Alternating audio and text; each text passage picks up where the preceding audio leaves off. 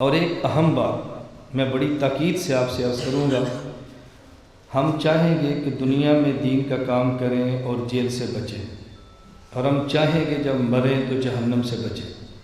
اللہ jail سے بھی محفوظ رکھے، اللہ جہنم سے بھی محفوظ رکھے۔ تو اس کے لیے آپ دو چیزوں کا اہتمام کریں، اس کو اپنا ماٹو بنا لیں، اس کو اپنا مزاج بنا لیں کہ ہم اسلام کو چھوڑیں گے نہیں اور قانون کو توڑیں گے نہیں۔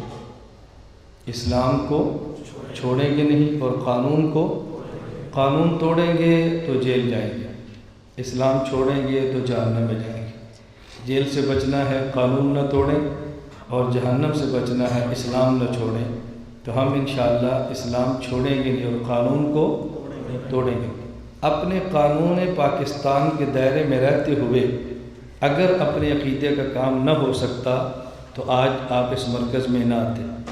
اس مرکز میں آپ کا آنا اور میری ماضی جن کے علم میں ہے وہ سمجھتے ہیں کتنا مشکل کام تھا، لیکن الحمدللہ اللہ کا کرم ہے کہ پھر بھی کام جاری ہے۔ تو آپ اس کا اہتمام فرمائیں، اسلام کو چھوڑیں گے نہیں اور قانون کو توڑیں گے نہیں۔ اور ایک بات سمجھیں کہ ہماری دو شناخت ہے، اس کو آپ نے بھولنا نہیں۔ ایک ہماری شناخت ہے نظریاتی، ایک ہماری شناخت ہے جغرافیائی۔ ہماری نظریاتی شناخت کا نام ہے اسلام، ہماری جغرافیائی شناخت کا نام ہے پاکستان۔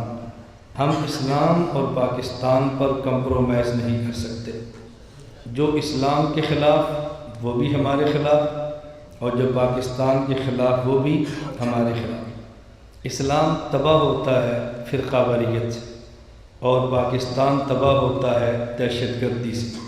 اس لیے ہم فرقہ واریت پر بھی لعنت بھیجتے ہیں اور دہشت گردی پر بھی لعنت بھیجتے ہیں۔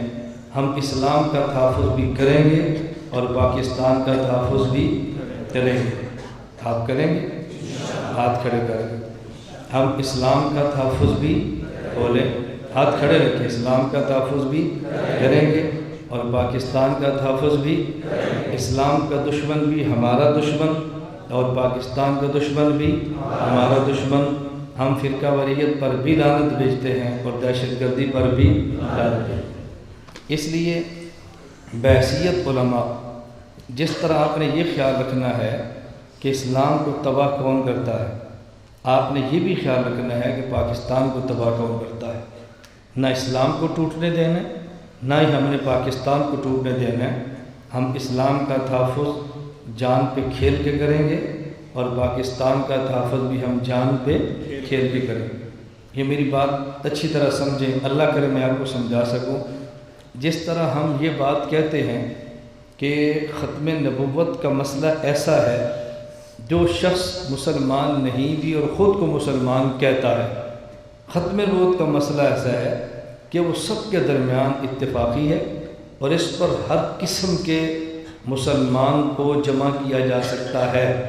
تو بالکل اسی طرح بحیثیت پاکستان ایک ایسا ایجنڈا ہے جس پر تمام مسالک، توجہ رکھنا، جس پر تمام مسالک، جس پر تمام جماعتیں، جس پر تمام ادارے، خواہ وہ ادارے مذہبی ہوں، خواہ وہ ادارے سرکاری ہوں، خواہ وہ فوج ہو، خواہ وہ پولیس ہو، خواہ وہ ایجنسیاں ہوں، خواہ علماء ہوں، خواہ وہ عدلیہ ہو، خواہ سیاستدان ہوں، سارے اس بات پر متفق ہیں کہ ہم نے پاکستان کا تحفظ کرنا ہے۔